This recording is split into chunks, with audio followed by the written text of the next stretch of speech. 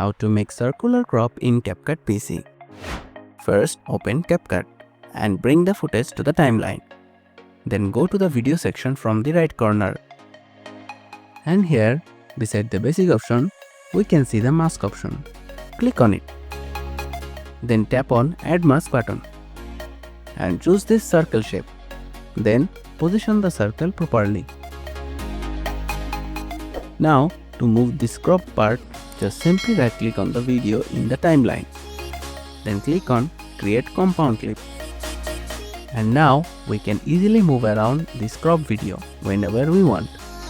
Now we can add a background clip.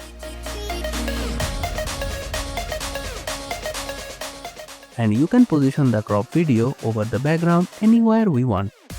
Now let's see the preview. So that's how you can make circular crop in CapCut PC. Thanks for watching.